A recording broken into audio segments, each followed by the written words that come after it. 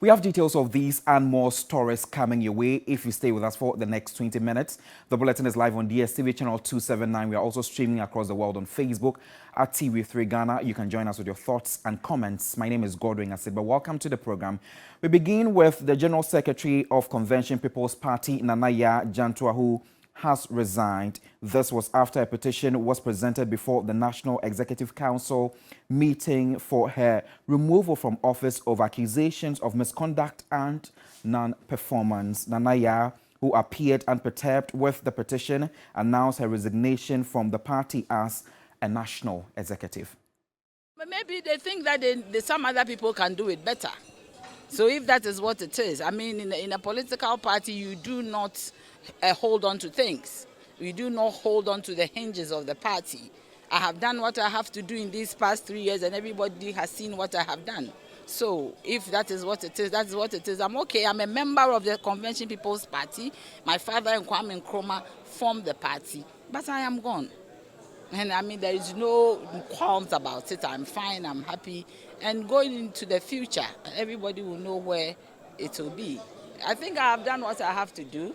I have served my time. If my people say they do not want me, I cannot force it. I put it on record from today that I am not the General Secretary of the Convention People's Party. In due course, I am going to let everybody know where my political leanings and allegiance will be. Away from that, the Attorney General Godfred Yeboah-Dame says he will appeal the sentence imposed on Aisha Huang by an Accra High Court. He believes the court should have appealed the new legal regime, which allows court to impose a minimum of 15 years jail term on persons who engage in mining contrary to the law. The High Court slapped Aisha Huang with a 4-year, 6-month jail term and a fine of 48,000 cedis after it found her guilty of committing various mining offences. Trial Judge Justice Lydia Mafu explained the new legal regime, which imposes stiffer punishment, was passed in 2018 and 2019, while the crimes committed by the Chinese national took place between 2015 and 2017. Deputy Attorney General Alfred Tuah expressed satisfaction with the decision. If you arrest someone and you charge him for committing an offense some time ago, if you are able to prosecute him successfully and he's to be sentenced, the sentence then should be the sentence that you can use. You cannot use the new regime. And so far the sentence then was to the fact that the maximum of 5 years, we think that's the right position of the law. We can also not amend our constitution at this stage, but that's the law even worldwide. At the time you commit the offense, the punishment there is what you are supposed to be given when you are convicted for that offense. We are aware of it. That's why we came to court, and we knew that the maximum that we could get would be 5 years. Attorney General Godfred Yeboah-Dame has, however, in a statement served notice his office will be seeking a review of the sentence imposed.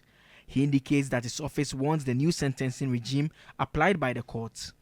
The new legal regime allows the court to impose a minimum fine of 120,000 cedis and a maximum of 180,000 cedis on a person who undertakes a mining operation without a license. It also allows a minimum jail term of 15 years and a maximum of 25 years to be imposed. The Attorney General has meanwhile urged the public to desist from comments on the case which affects the administration of justice. 8 persons allegedly lost their lives in election-related violence in the 2020 general elections, and the chairperson of the Electoral Commission, Jean Mensah, is concerned about the determined violent strategies that could undermine the credibility of elections and the integrity of the Commission before, during and after the 2024 elections. The National Election Security Task Force identified some 6,178 flashpoint potential trouble spots across the country ahead of the 2020 general elections. As stakes rise and pressure increases for free and fair polls, there have been calls to diffuse tension by raising awareness among the electorate to trust the system. The Electoral Commission is deeply concerned about the levels of violence perpetrated in recent times. Whereas the violence experienced in the early 90s and 2000s were birthed out of genuine causes and disagreement, the Electoral Commissioner, Jean Mensah, says what is witnessed today is well-orchestrated strategy to unleash violence before, during and after the elections. Based on past experiences, it is now clear that we cannot take any election for granted. Gone are the days when we could take lightly the security arrangements for non-competitive elections, such as the upcoming district assembly election. The abuse of social media during elections was flagged as a recipe for violence. We are confident that the cyber security wing of the Ghana Police Service will be up to task and will deal with this phenomenon on a timely manner. We trust that in the quest or in their efforts to do this, those behind the fake news would be brought to book and dealt with. The head of the National Election Security Task Force and Inspector General of Police, George Ekufu-Dampare, met stakeholders activating the task force in the run-up to the district-level elections and the 2024 general elections. You who sit here, collectively as professionals and as citizens and patriotic one like that, will do whatever it takes to let the country to continue to be at peace with itself, and we will not compromise on this. Other heads of security institutions were emphatic on the need to safeguard Ghana's peace, which forms the basis for a decent political climate. The task force is expected to firm arrangements and strategies in the run-up to the district level and general elections. George Quinnin, TV3 News, Accra. A Democracy and Development Fellow at the Ghana Center for Democratic Development, CDD, Dr. John Osai Kwapong, says the security and the integrity of the ballot are the two major issues that must be addressed ahead of the polls. Next year's general elections will be the 9th after Ghana started yet another democratic experiment with the 1992 constitutional dispensation. Ghana's polls are largely reputed to be free, fair, and peaceful. However, with barely a year to go, Dr. Osai Kwapong of CDD Ghana is of the view that security and electoral integrity are important concerns. The role of the Electoral Commission, its relationship with the various political parties, the processes it puts in place to ensure that the elections are, free and fair. How we, validate voters, what procedures we take them through to ensure that it is all eligible Ghanaians who have the fundamental right to vote are the ones participating in the election. So one, electoral integrity would be key. I also believe that issues of security would be also a major theme that we'll have to pay attention to in 2024. Generally, our elections have been peaceful, but we've also seen isolated incidents of violence here and there. He contends that the creeping issue of monetary inducements in Ghana's politics and the seeming breakdown of IPAC at the Electoral Commission must be dealt with. We've been raising concerns about the role of money in our politics. So that would be one thing that we will be watching for and paying attention to see the extent to which money and other forms of inducements would also play a role. I still think that the burden is on the EC to reconstitute the IPAC. If they have to use some intermediaries to bridge that difference between themselves and particularly the NDC, one of Ghana's main political parties, I would encourage that they do it. Next year's general elections will be conducted in 276 constituencies across the country because of the creation of the new Guan constituency in the Oti region. Away from election-related stories, 10 persons, including a woman, have been arrested at the premises of the Efutu Municipality Assembly in Winneba for rioting. The action follows demonstrations in the town on Tuesday against reported licensing of a private company to mine for lithium in the Muni Pomaji forest. Police personnel deployed at the offices of the assembly barricaded one side of the road leading to the assembly building.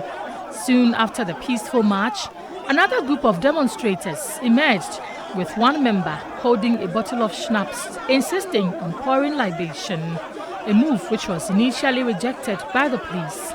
A third group also appeared and began to throw stones towards the assembly building and the police officers, resulting in a fierce confrontation. The police managed to arrest 10 persons who were later taken to the Winneba Police Divisional Headquarters for investigation and prosecution. The 3-hour demonstration began from the Sankor Junction through the entire old Winneba Township against those behind what they describe as raw deals against the chiefs and people of the area. They said they were protecting their tradition, cultural heritage and tourism potential of Winneba. Abuachiri hunting grounds, the globally protected and recognized Winneba Pomadze Ramsar site, and any part of the Muni Lagoon which had been targeted for mining. The demonstration terminated midway through the low-cost area instead of the intended Ifutu Municipal Assembly, as the leaders picked up an information that some people were planning to foment trouble at the office of the assembly. We, the people of Winneba, by this demonstration and its attendance petition, are registering our disgust and protest against the granting of lease, permits, or any form of concession to the Green Metal Resources Limited or to any other company for the purposes of mining in or anywhere near the Winneba Abuachiri grounds or any part of the globally protected and recognized Winneba Pomadze Ramsar site and any part of Muni Lagoon which are shared between the people of Efutu and Gomoa traditional areas.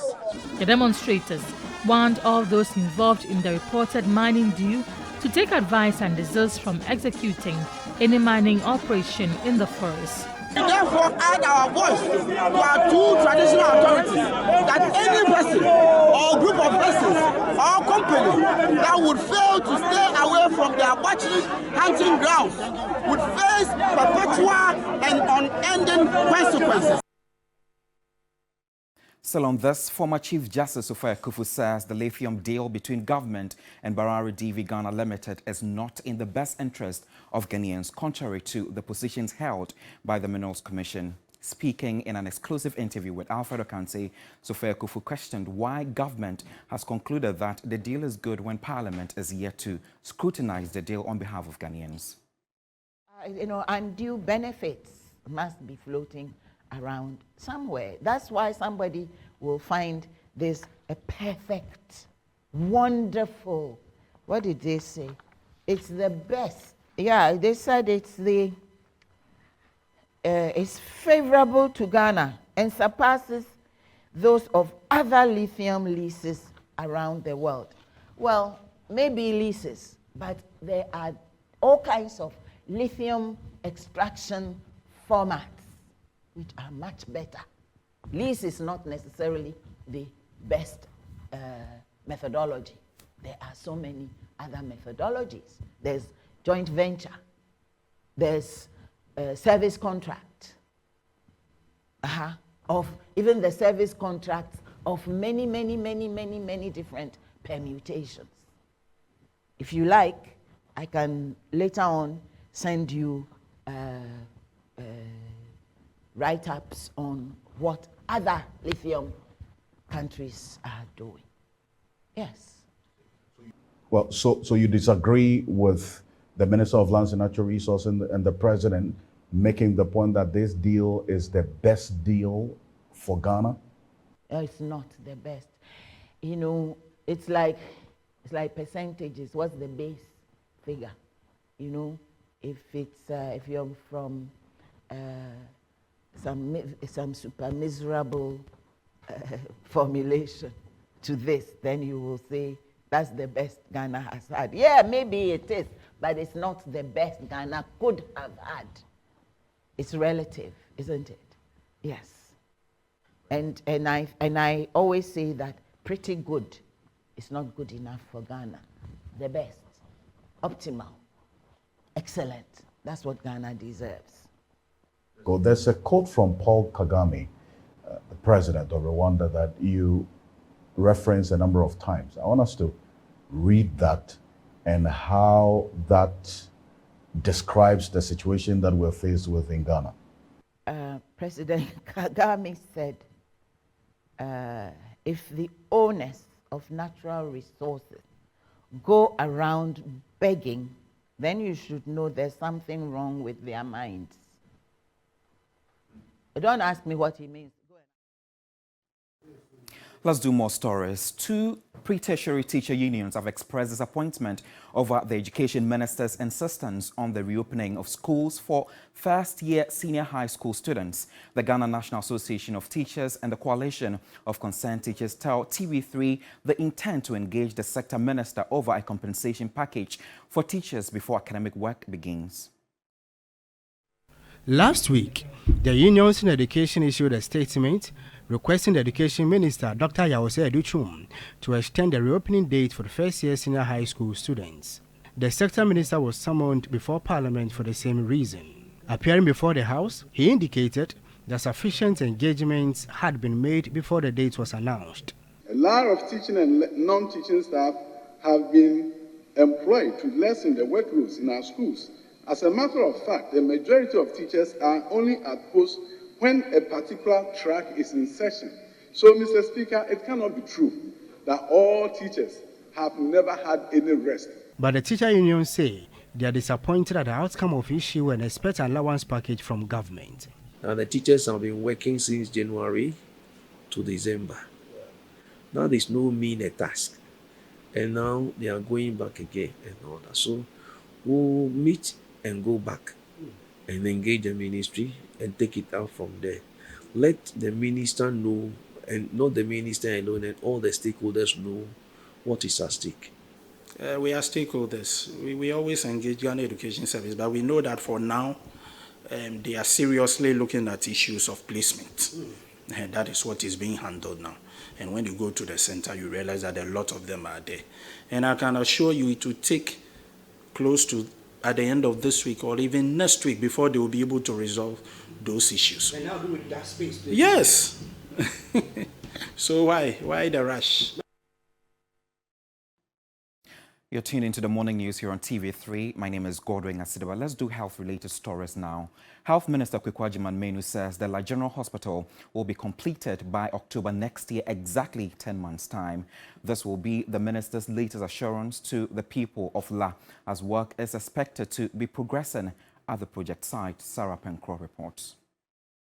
The Finance Minister, Ken Oforiatta, last week visited the La General Hospital project land site and assured residents as well as the general populace that 15% of the total tranche would be released to the contractor in charge of the project. The Health Minister, Kweku Agyeman-Manu, in our latest interview with him, has again assured that the project would be completed by October 2024 before the next general election and handed over to residents. Contractor is back on site. You can go and have a look at the place. I will go there next week. We expect to complete before elections next year. We're looking at between June and October. If nothing happens by October, November next year, that may be completed. We are here at the project site once again to find out the level of progress of work being done here. This is the current state of the project, with security men constantly monitoring the entrance to prevent public entry. We've been to the site, but we are unable to ascertain if work has stalled or it's being done at certain time of the day. Unfortunately, residents claim they have been warned to stop engaging with pressmen when they come around the project site. But we will definitely follow through to the latter on this particular development. Sarah Apenkro, La General Hospital site, Accra. We will definitely follow up until it is completed. Well, that's how we end the morning news here on TV3. My name is Godwin Asidaba. For more news updates, you can log on to 3news.com. Have a good morning.